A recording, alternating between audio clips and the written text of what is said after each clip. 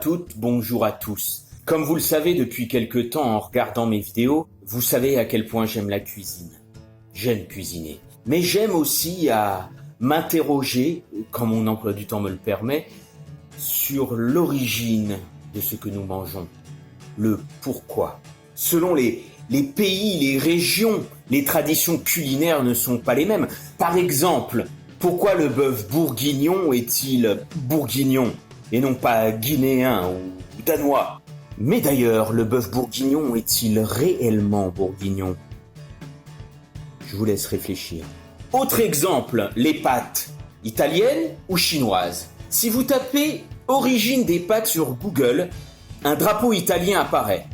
N'empêche que si Marco Polo n'avait pas ramené les pâtes en Italie en 1295, qu'en serait-il aujourd'hui des spaghettis, linguini, penne et autres raviolis? Je vous le demande. Merci Wikipédia. En attendant une enquête plus approfondie, je vous propose une recette plutôt originale de spaghettis au four en papillote.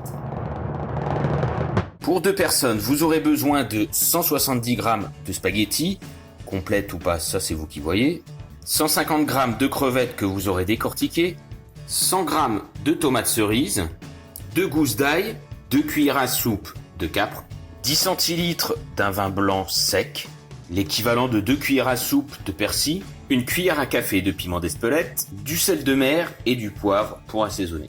Faites sauter les crevettes dans un peu d'huile d'olive pendant 2 à 3 minutes, puis mettez-les de côté.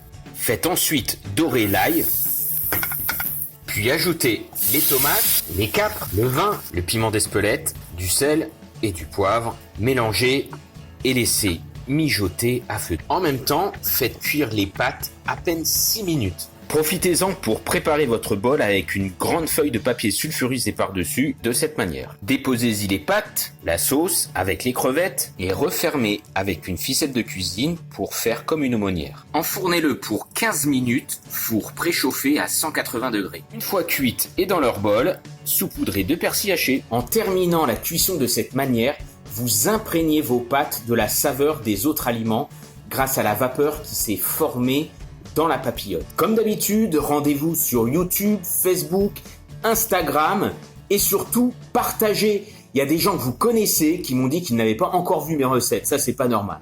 Bon, allez, à table. J'ai d'ailleurs découvert lors de mes nombreuses recherches que l'origine des pâtes n'était ni italienne ni chinoise.